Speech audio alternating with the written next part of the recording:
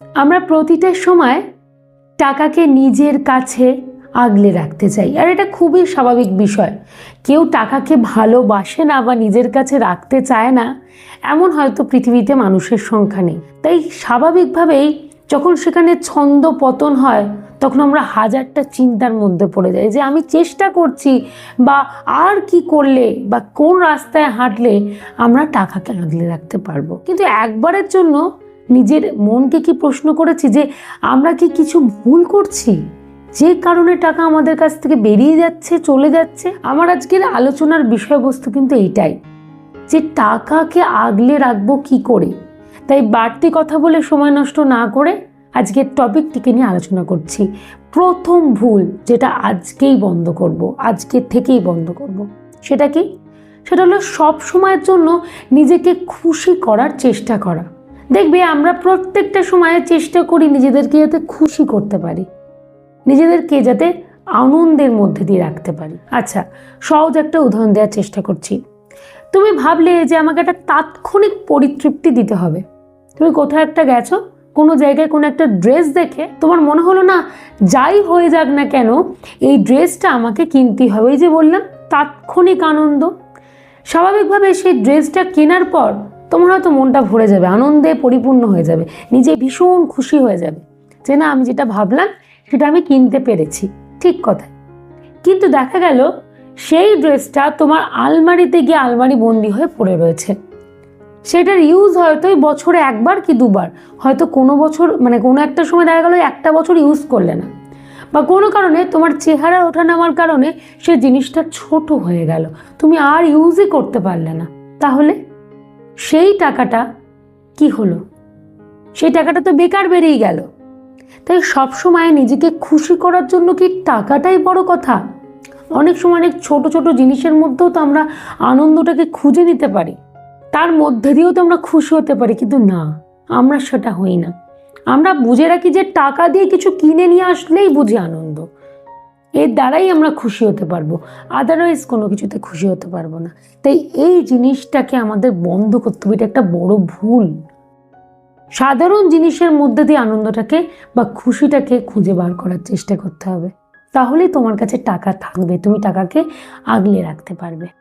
সহজে বোঝাতে পেরেছি আশা করি। এবারে দ্বিতীয় ভুলটার কথা বলব, অন্যের অর্থনৈতিক দিকের সাথে নিজের অর্থনৈতিক দিককে তুলনা করে ফেলা।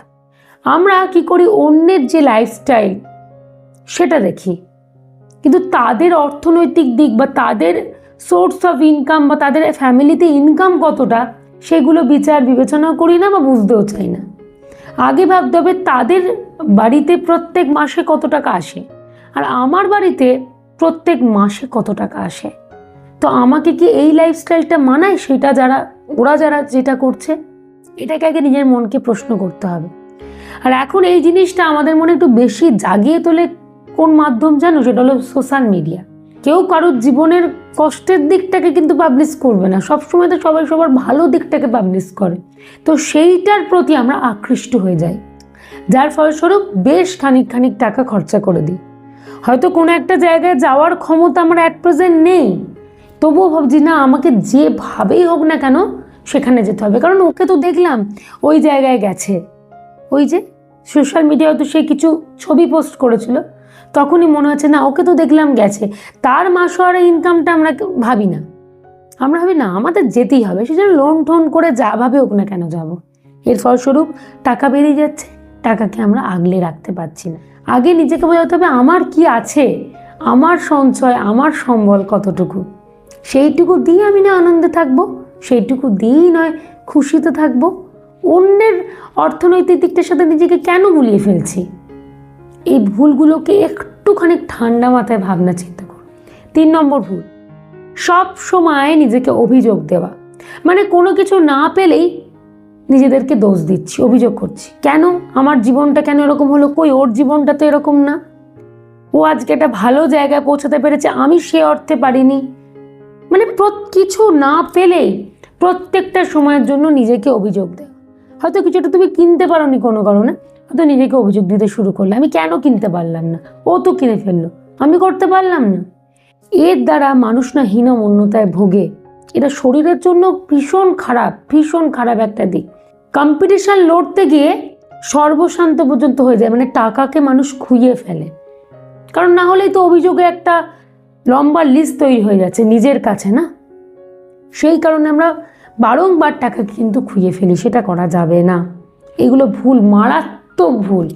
একটু ঠান্ডা মাথায় বসে ভেবে দেখো যে তুমি এই 3টে ভুল করছো কিনা। যদি করে থাকো, চেষ্টা করো যত তাড়াতাড়ি সম্ভব এটা বন্ধ করা যায়। বন্ধ করতে না পারলে তুমি টাকাকে কোনো দিন রাখতে পারবে না, মানে আগলে রাখতেই পারবে না। আর যদি বন্ধ করতে পারো, দেখবে টাকা ঠিক তোমার কাছে থাকছে, তুমি ঠিক গুছিয়ে সঞ্চয় করে একটা নিজেকে ভালো জায়গায় নিয়ে যেতে পারছো।